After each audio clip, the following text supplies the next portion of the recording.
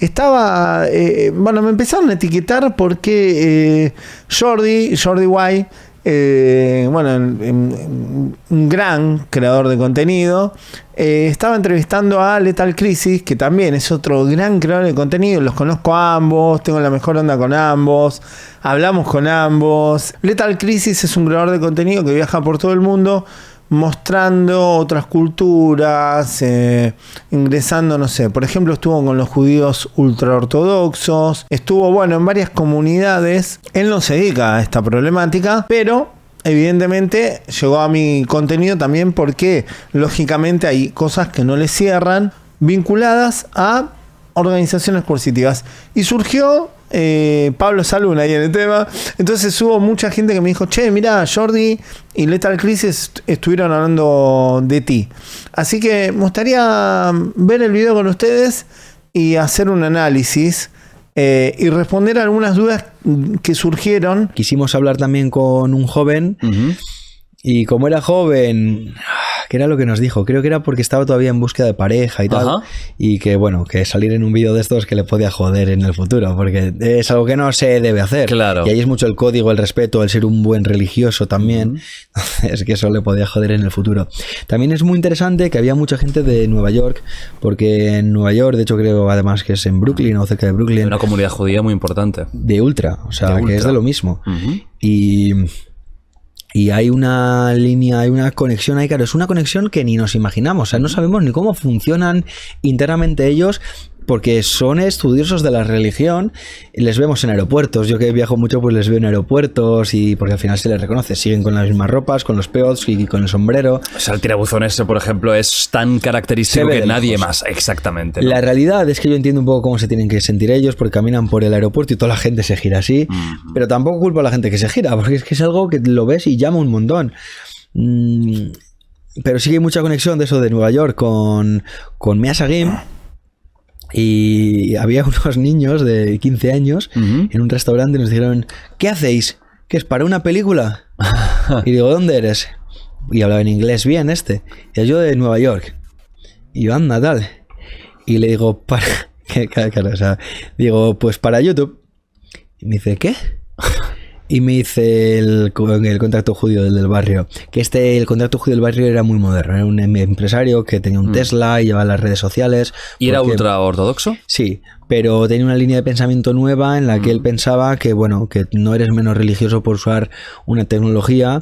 El rabino puede que diga eso, pero lo que es muy interesante de esto es que, de esto digo del judaísmo, cuando tú vas a una zona de estudio, puede que haya alguien que está impartiendo la clase, pero no deja de ser uno más, en el sentido de que debaten de tú a tú con esta persona, los alumnos con el profesor, digamos. Pero incluso tú vas a estudiar más que en solitario. Para leer el libro vas en pareja, y es un modo de debate. No hay un estudio en solitario, sino debate. Interesante. Entonces simplemente... A ver, son unas personas súper interesantes, y se nota también porque son muy inteligentes. O sea, estas personas básicamente se pasan estudiando la religión hasta bastantes años, 16, 17 años. De repente entran a los estudios formativos normales como de la ESO, y lo que la gente se saca en 4 años se lo sacan en 2 años. Claro, pero ¿ellos de qué viven? La mayoría, no el que es empresario. El ultra ortodoxo, vamos a decir, estándar, ¿de qué vive? O sea, en Meas Hagim llevan una vida muy humilde. Es cierto que están los mega empresarios judíos de Estados Unidos que pagan dinero para mantenerlos. Bueno, a ver, viven bastante humilde. Claro, yo esto también en el otro reportaje decía: viven de subvenciones. O sea, no trabajan. Aquí me lo explican un poco. Es raro que haya un hombre que viva de subvenciones. O sea, de subvenciones. A ver, es subvenciones por estudioso de la religión. Tienes que ser muy estudioso de la religión. Como una beca o algo así. Y te dan un dinero al mes. Claro, a ver, aquí me lo decían. De esos hay muy pocos. Normalmente es al menos que hagan una media jornada. Sí que hay algunos que es solo estudiar la religión. Por lo tanto, la mujer tiene que cuidar de los hijos y trabajar. Vale, hablamos de 10 hijos, de 8 hijos. Tienen muchos hijos. Es porque algunos rabinos también han dicho que tienen que repoblar la tierra con judíos de lo que había antes del Holocausto. Es lo que hizo uno de los rabinos. No sé si no digo de todas las familias de 10 hijos, pero bueno. Que hay varias familias con muchos hijos. Es por eso, no son todas, pero que todas muchas muchos hijos. Que sí que sé que hay rabinos que que en su día pues que han dicho eso. Esta subvención que dan me decían que era de 200, 300 o 400 euros, era nada. Es decir, no es tan bonito como que viven de las subvenciones. Lo que me explicaban es eso. Para decidir estudiar la religión y vivir de la subvención, tienes que saber que es una vida muy humilde, muy humilde. Yo en esto quiero aportar un dato, ¿no? A nivel económico, digamos como que tampoco es tan humilde. O sea, 400, 500 dólares aquí en Argentina, el sueldo básico aquí en Argentina creo que están 200 y algo de dólares, o 180 o 220, algo así, tomando hoy en día un valor de un peso, un dólar, 1.000 pesos aproximadamente. Por lo cual, estamos en niveles de costos muy altos aquí en Argentina, han aumentado todo mucho, mucho. Tan es así que vienen europeos o viene gente de Norteamérica y les parece caro Argentina. Han aumentado todo muchísimo. Lo que se decía antes de un litro de nafta vale $1, que aquí en Argentina se produce nafta y era más barata, ahora vale más de $1. Por ahí, anda por ahí. Entonces, tampoco es tan humilde y tampoco la subvención que le dan. Ahora, también está bueno no dejar pasar esto de lo que es el patriarcado, ¿no? Dentro de estas organizaciones coercitivas de índole ultra ortodoxas. Si bien varían muchísimo, a mí no me gusta y no es adecuado generalizar, decir que todos son ultra ortodoxos y que todos son vulneran los derechos, porque cuando hablamos de coerción hablamos de vulneración de derechos, ¿no? No me gusta generalizar, pero sí podríamos decir que cuando hablamos de ultra ortodoxos hablamos de gente radicalizada que va un poquito más allá. Es importante esto que decía el Lethal Crisis sobre el tema de las mujeres, ¿no? Que no hay que dejarlo pasar ahí por lo bajito.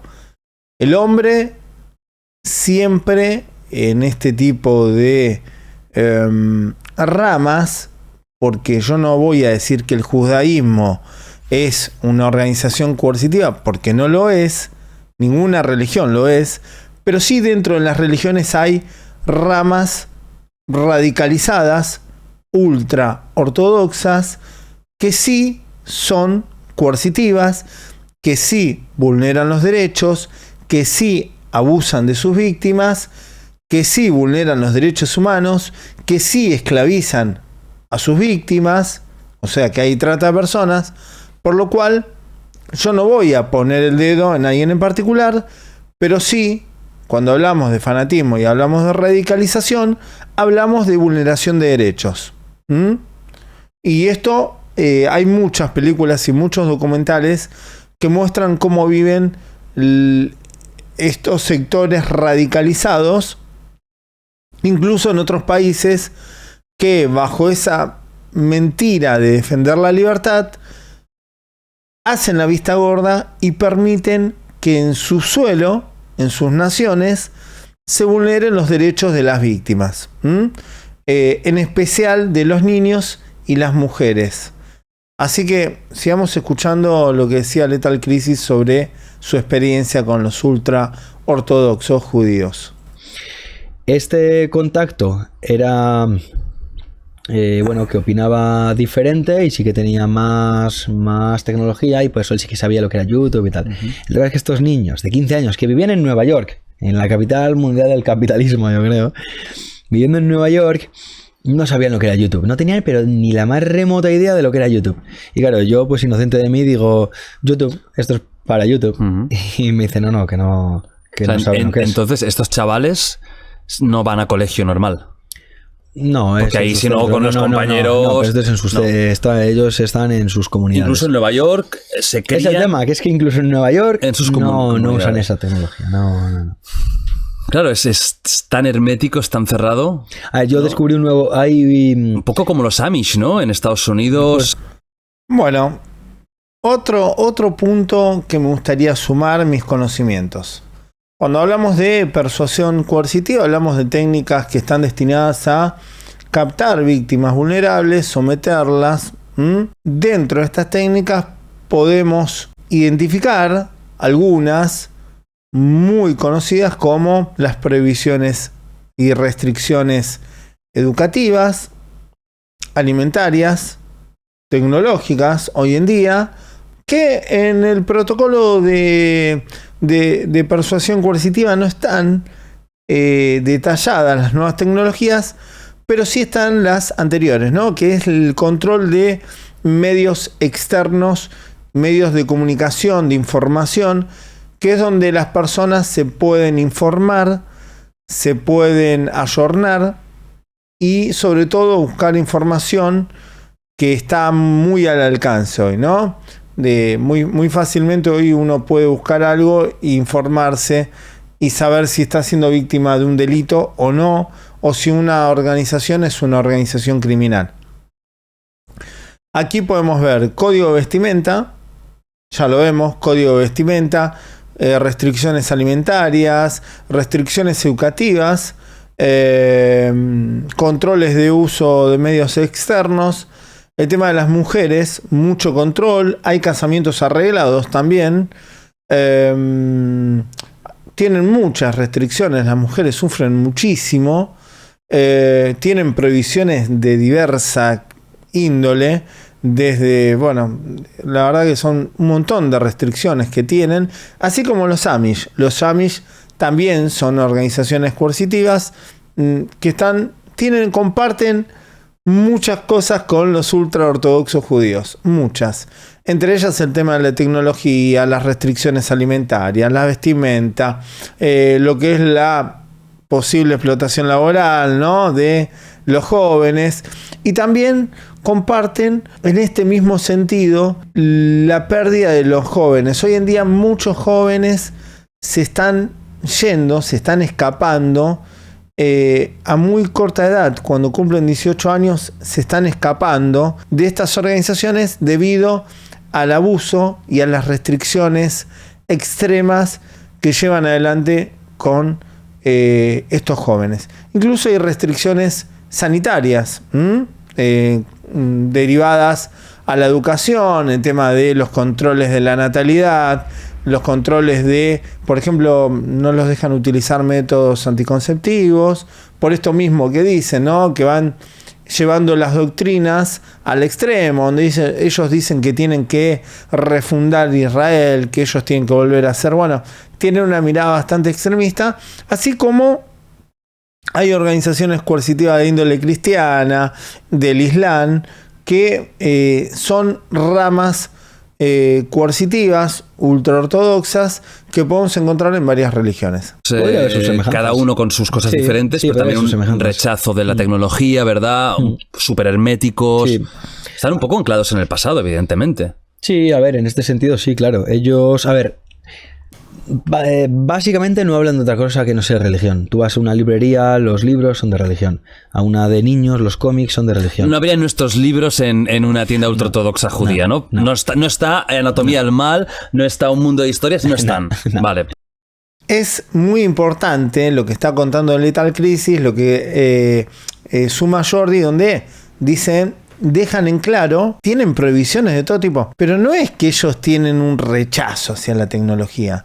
Vos a cualquier joven que le das un teléfono o que pueda acceder a jugar a un juego en internet, quedan fascinados con la tecnología. E incluso hoy en día podemos ver cómo la tecnología está generando una especie de nueva adicción en nuestros jóvenes. Pero a través de la tecnología les permite interactuar con personas que están fuera de la organización, fuera de ese sistema cerrado donde lo único que pueden hablar, mirar y debatir es sobre las doctrinas. su vida está basada en las doctrinas y no les permiten nada que los pueda despertar, nada que pueda despertar su pensamiento crítico, racional. Toda su mirada y toda su vida se basa en este contenido coercitivo y racional, que la realidad, que podríamos decir que de alguna manera va contra la naturaleza, contra las nuevas ciencias, contra la sanidad, contra la evolución humana, porque ellos están en contra de esos adelantos. Porque esos adelantos, las ciencias, generan un daño a esas doctrinas irracionales. Lo racional no gusta ahí.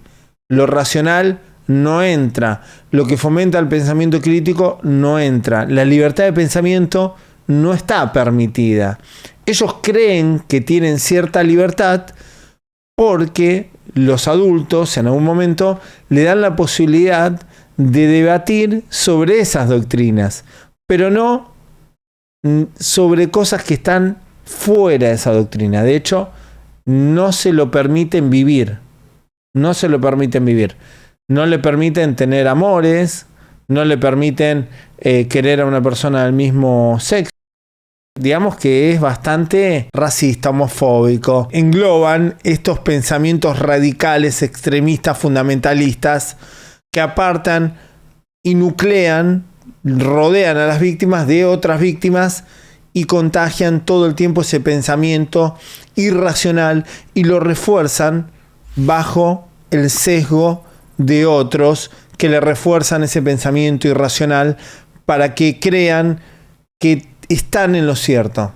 Es como el algoritmo de ciertas redes, ¿no? Como Twitter, X, que te rodea de personas que piensan y comparten tu pensamiento, por lo cual vos terminás leyendo en tu muro pensamientos parecidos al tuyo, porque la gente sigue a gente que comparte ideología, que comparte pensamiento, que comparte razonamiento sobre una misma cosa en el mismo sentido, ¿no?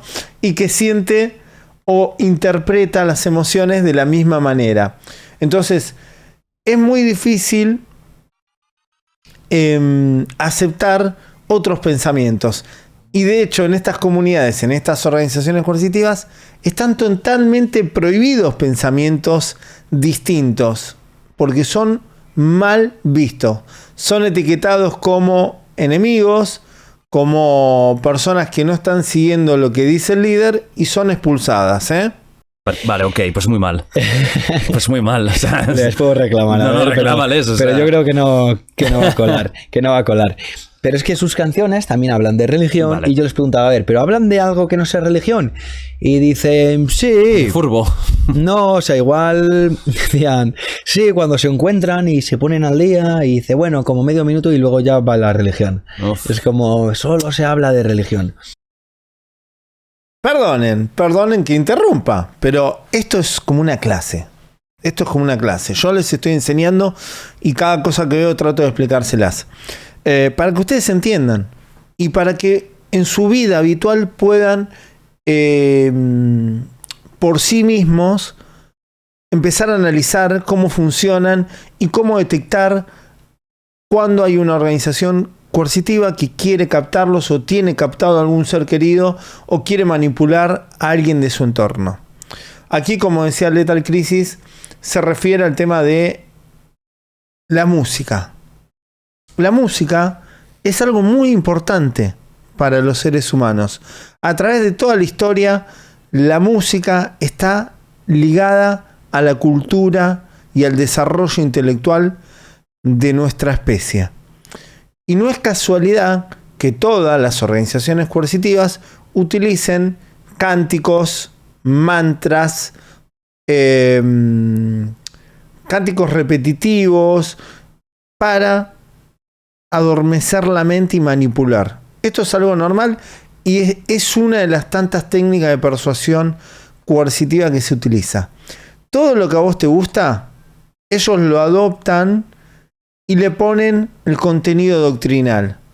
Entonces, vos terminás las 24 horas del día, los 365 días del año, sometido mentalmente con esa doctrina. No sé si ustedes recuerdan que hubo un proyecto de la CIA que se llama MK Ultra, que estudiaba justamente las técnicas de coerción psicológica, de persuasión coercitiva, para programar a las personas.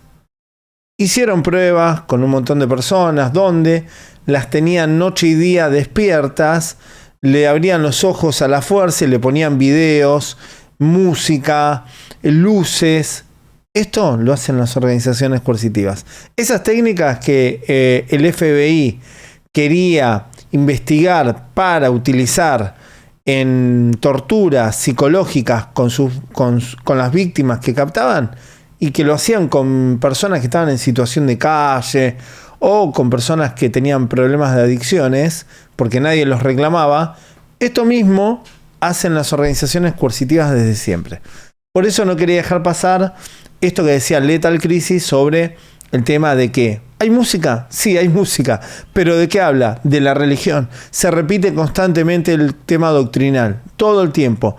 Todo está basado en las doctrinas. No hay nada más fuera de ese grupo que sean las doctrinas. Pero para ellos es... Claro.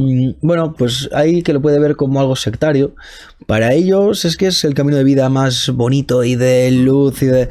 Bueno, pues sí que es cierto que hay algunos comportamientos que incluso por mí que los veo... Todo esto del rabino, las órdenes del rabino, no, ya no que me desagraden, sino que encuentro semejanzas con ese tipo de grupos o de comunidades un poco más sectarias. Total. Pero no lo señalaría como tal, porque intento no tener la prepotencia de llegar de fuera y señalar diciendo que es una secta. Exacto, ¿no? Porque sería de capullo total, ¿no? Claro. Porque esto al final, una secta es una secta y se señala. En este caso, joder, a veces es un poco complicado. Cuidado el jardín que te estás metiendo, porque es un poco complicado a veces, ¿no? Definir no es un jardín, porque justamente estoy definiendo eso, que me refiero que son líneas que son muy invisibles cuando llegas de fuera.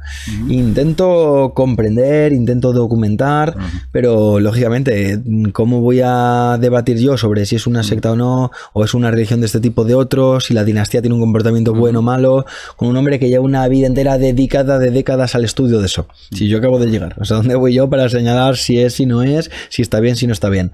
Hombre, pues puedo venir contigo aquí a hablar de lo que me ha parecido, claro, pero tampoco puedo emitir un juicio de dictar una sentencia de lo que son o de lo que no son. Pues muchas comunidades humanas al final. Sí. Que y muchas podrían, para mucha gente, ser consideradas sectarias, no incluso estas, incluso muchas africanas que tú has visto. Incluso las tribus, claro. Las tribus tienen unos comportamientos, ¿no? Que son dictadas a veces por el jefe, sí o sí, y esto se va a hacer así, ¿no? O sea, yo de ningún modo diría que es una secta, porque sé que no es una secta, pero lo que digo cuando digo sí es, porque son comportamientos que yo entiendo que alguien un poco con la ignorancia de la distancia de verlo de fuera y igual de la primera vez que le sobra alguna tribu y tal, pues dices, pues esto parece una secta.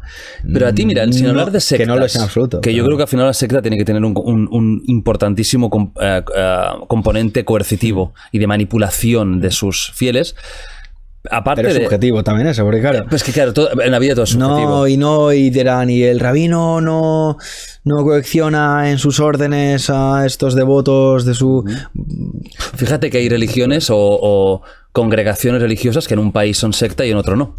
Sí. Porque es muy complicado definir, ¿no? Aquí Pablo Salum, que ha venido un par de veces, que hemos hecho podcast un par de veces, él, por ejemplo, creo que metería muchas en el saco de sectas. Muchas. Pero las religiones no. Él sí hace esa distinción con las religiones. Pero depende de cuál, porque hay gente, por ejemplo, que los testigos de Jehová los considera una secta. Bueno. Esto es la parte más... Que tengo más cosas para aportar. La primera,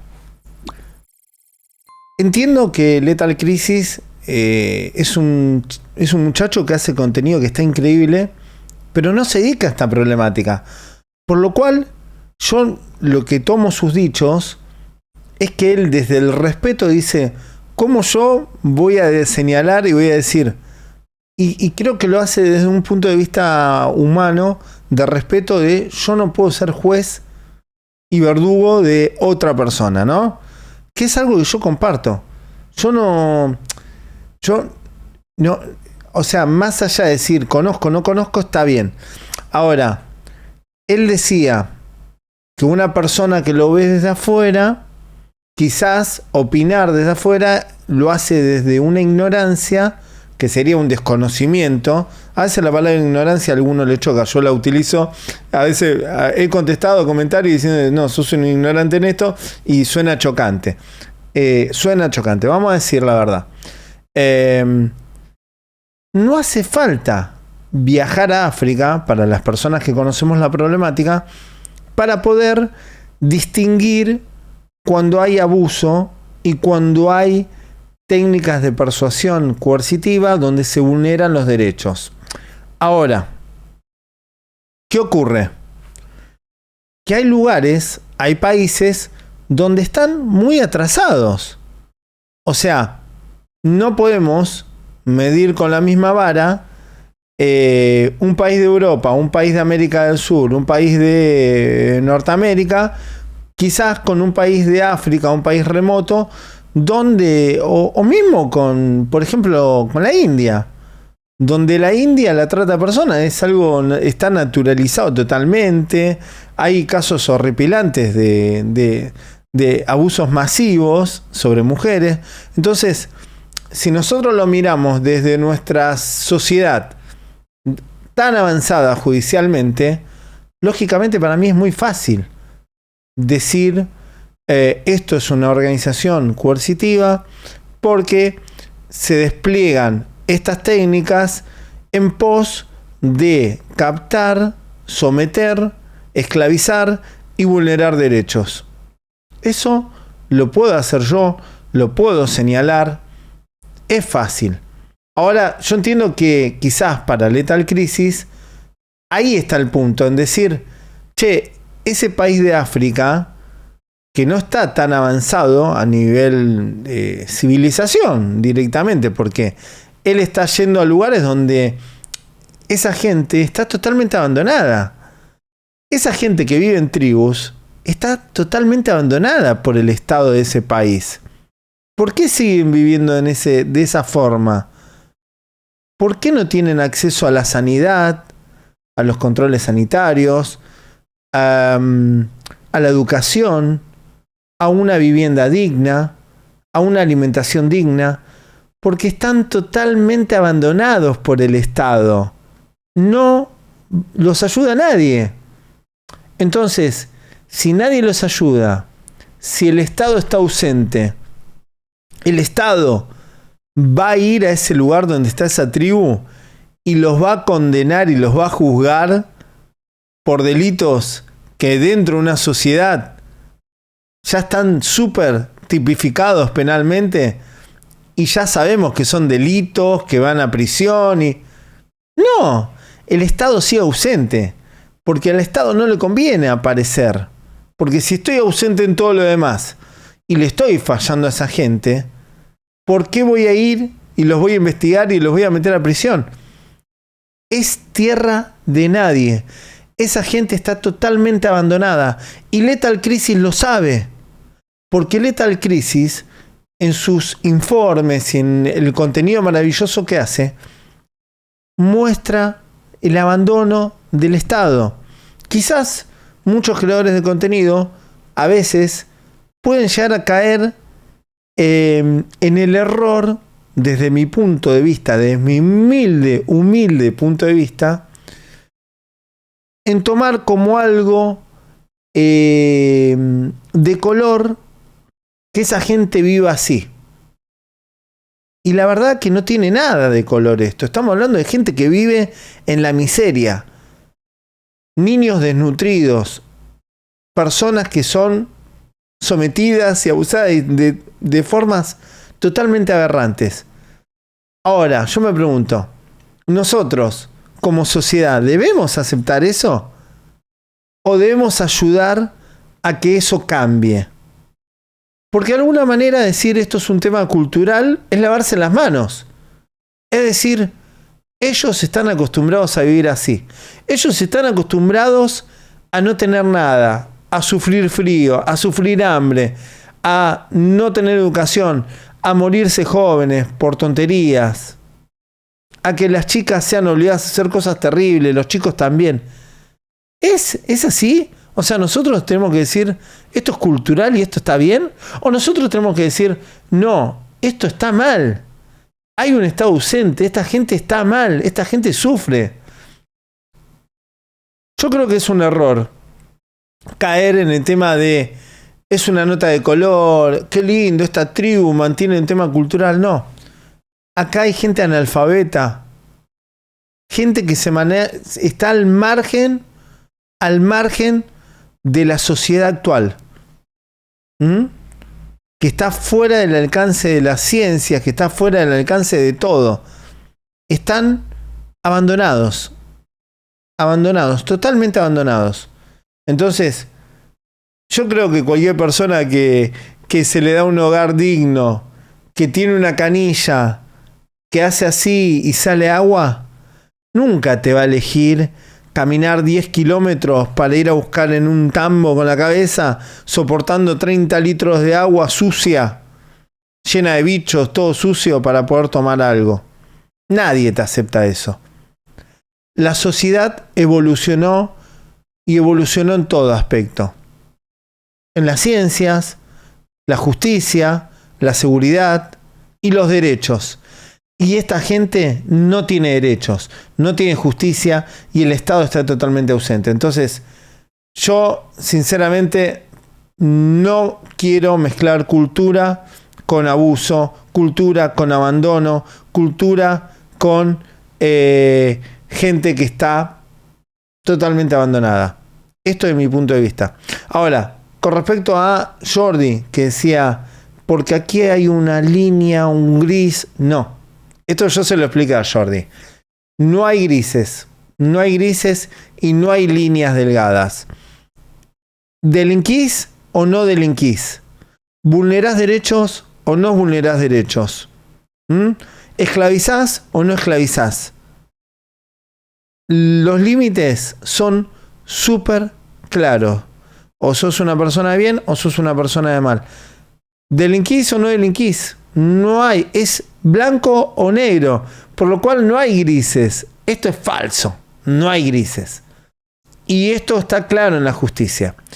Otro punto que Jordi no tiene claro y que quizás tiene dudas con respecto al tema de por qué hay países donde hay movimientos que son religiones y en otros no. Bueno, básicamente en la mayoría de las partes del mundo no hay legislación sobre nuestra problemática. Por lo cual, cualquier grupo que vaya y se inscriba como culto es un culto para el Estado. Es una religión. Son todas religiones. No hay un control. No hay una ley contra las organizaciones coercitivas, que es lo que nosotros estamos luchando.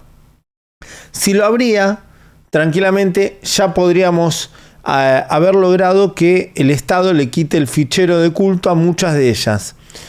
Sin embargo, hay países como Rusia, China y otros que ya le quitan el fichero de culto y prohíben que ciertas organizaciones coercitivas funcionen. Es el caso de la cienciología en algunos países, es el caso de los testigos de Jehová, es el caso de Falun Dafa, que es una organización china. Es el caso de esta organización coercitiva japonesa, que la hemos tocado muchas veces, los Moon. La hemos tocado muchas veces. Entonces, ¿qué sucede? Que claro, como hay países que tienen legislación, una pequeña legislación, hay otros que no tienen, y la mayoría del mundo no hay legislación, lógicamente, todos los que se inscriban como culto van a ser cultos. No hay una ley, por lo cual aquí esta era la aclaración de Jordi de por qué hay países que hay algunas que se contemplan religión y otros no. Básicamente es eso. Hay algunas que logramos desbaratarlas, que por ejemplo hacemos una denuncia por trata de personas o por otros delitos, si le quitan el fichero o van a prisión los líderes y chao. Pero las más grandes es muy difícil desbaratarlas si no tenés una legislación exclusiva que reconozca la problemática y pueda diferenciar entre lo que es una religión que no vulnera los derechos y una organización coercitiva donde se utilizan camuflajes vinculadas a las religiones para vulnerar derechos. ¿Se entiende? Hay otros que no, que son la religión. O sea, es muy complicado, es un tema súper difícil y cada uno... Hablaríamos de los evangélicos. Pero, bueno. Efectivamente, ¿no? O bueno, incluso la cienciología, en sitios es aceptada, en otros no. Sí. ¿No? ¿Y hasta qué punto el realismo de lo que dicen? O sea, ¿tú la cienciología has leído lo que va? Pues una puta barbaridad. Es una peli de ciencia no entremos ficción. En eso, pero... Es una película de ciencia ficción, de verdad. Sí. La historia suya, el credo... ¿Cómo se llamaba? John Smith era el... Sí, ahora yo lo de la nave X... Sí, no, es la historia es una... Cubano se llama. Yo no sé el nombre ahora, no sé. Pero es una historia de... O sea, un día me la leí y era como una historia realmente de Star Wars. O sea, es todo súper fantástico, naves... Sí, o sea, no, es una barbaridad. Sí, es muy loco. Pero bueno, que es muy complicado el tema este. Sí, no, pero... Ron Hubbard, muy bien, Nacho. Lo que son fechas y nombres, fantástico, ¿eh? Pues... ¿En qué año se fundó? ¡No lo mire! ¿En qué año Tom Cruise entró dentro? Y Will Smith está también, ¿no? Muchos, bueno, o estaban, no sé si aún están, ¿eh? Pero en su momento estaban. Bueno, la verdad que es una charla muy linda porque Lethal Crisis viaja por todo el mundo y la verdad que se mete en lugares donde no se mete nadie y la verdad que él me empezó a seguir y yo creo que al ver mi contenido, como yo veo el de él, seguramente hay muchas cosas que él ya identifica de la manera adecuada, pero sin embargo él mismo lo dice, es como que uno termina naturalizando, al estar rodeado de eso, uno lo termina naturalizando, ¿no? Como que esto se hace acá y es como un tema cultural. Y yo sinceramente creo que no hay un tema cultural. Volvemos a lo mismo que les decía antes, ¿no? El tema de qué es cultura y qué no es cultura. O sea, porque en este mismo aspecto podemos decir que en varios países de Latinoamérica se sigue utilizando bajo la excusa de cultura sustancias alucinógenas que matan a personas y que le generan un daño psicológico terrible. O sea, claro, sí, en el medioevo también se cometían delitos aberrantes, cosas terribles, torturas, pero bueno, nuestra sociedad avanzó, evolucionó. ¿Es correcto quedarte en el medioevo siendo parte de la esclavitud, del abuso, del sometimiento, de la vulneración de derechos? No, yo creo que no. Y más viviendo una sociedad civilizada. Pero bueno, vamos a hacer esto, ¿no? Vamos a decir siempre lo mismo, no hay que confundir cultura con vulneración de derechos. Hay vulneración de derechos en muchos lugares y sobre todo de organizaciones coercitivas vinculadas a la magia, al ritualismo, que son lugares donde más que nada va Lethal Crisis con esto de las tribus, ¿no? El vudú, que es lo más viejo del africanismo, el tema de el umbandismo, todo lo que es la santería. Hay mucho de esto y para la creación de contenido es muy llamativo, es como algo de color, el canibalismo y todo esto, pero son algo terrible, que nos remontan al medioevo o antes, a épocas súper antiguas de la humanidad que la verdad que ya la hemos superado largamente. Entonces, pero bueno, estaba bueno el video para aclararle algunas cuestiones a Jordi, a Lethal Crisis de esta conversación y que me han nombrado, les agradezco mucho porque son dos buenas personas que tienen la mejor onda conmigo. Y se agradece mucho, mismo, o sea, se agradece mucho todo lo que han dicho de mí y que me tengan presente y que mucho de lo que hablamos y mucho de lo que publico y demás lo vean y también lo sumen a su contenido, ¿no? Porque ahí está el contenido de Ley Antisectas también. Cuando Jordi puede reconocer a una organización o mete en su contenido de la charla, porque Pablo Salum, claro, porque estuvo aquí y distingue algunas cosas que hemos hablado, la verdad que a mí me llena de orgullo y me pone muy contento porque claramente estamos ayudando a personas que hacen contenido que llegan a millones de personas a difundir y ayudar a otros a entender y a comprender cómo es nuestra problemática. Así que muchas gracias Jordi, muchas gracias Lethal Crisis por haberme tenido en cuenta en esta charla. Dejen su like, suscríbanse y compartan el video.